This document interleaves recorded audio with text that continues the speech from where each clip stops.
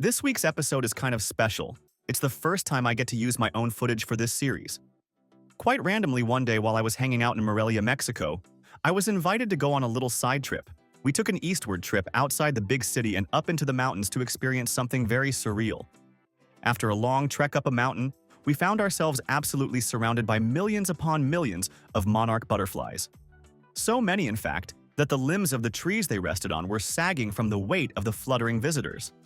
This was more than 10 years ago, and as I understand it, the numbers are getting much smaller these days. Perhaps it's not too late to change course. The monarch butterfly, one of the most beloved species in the U.S., could soon gain new protections. The U.S. Fish and Wildlife Service is proposing to list the monarch as threatened under the Endangered Species Act, and they're inviting you to join the conservation effort.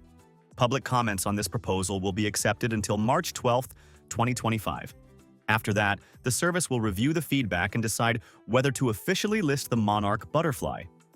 For over 50 years, the Endangered Species Act has helped protect wildlife and their habitats. This new proposal will strengthen ongoing monarch conservation efforts while balancing economic activities.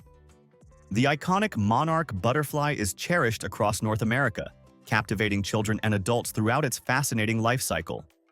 Despite its fragility, it is remarkably resilient, like many things in nature when we just give them a chance, said U.S. Fish and Wildlife Service Director Martha Williams. Science shows that the monarch needs that chance, and this proposed listing invites and builds on unprecedented public participation in shaping monarch conservation efforts. Providing monarchs with enough milkweed and nectar plants, even in small areas, can help put them on the road to recovery. Working together, we can help make this extraordinary species a legacy for our children and generations to come.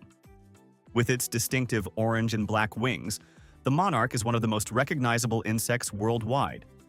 There are two major migratory populations in North America: the eastern monarchs, which travel to central Mexico, and the western monarchs, which head to coastal California.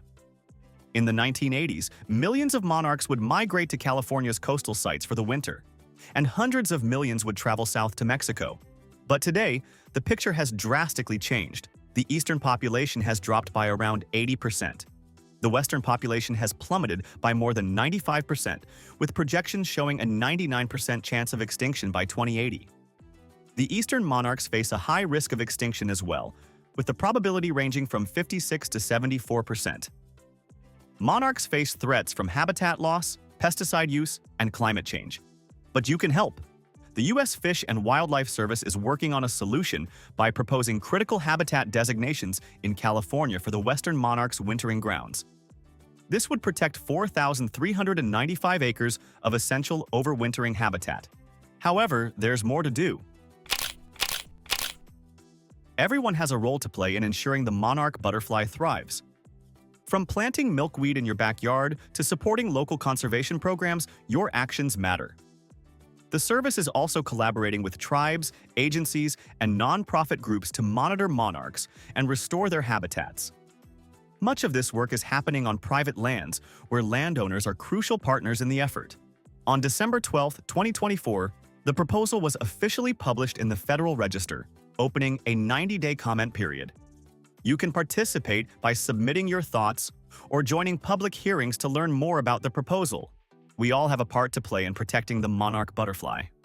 Together, we can ensure this beautiful insect continues its journey for generations to come.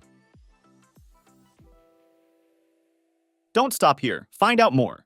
Visit the links in the description below for more in-depth information on the stories presented in this video. Or if you are a part of a wildlife organization doing something interesting right now, let us know in the comments.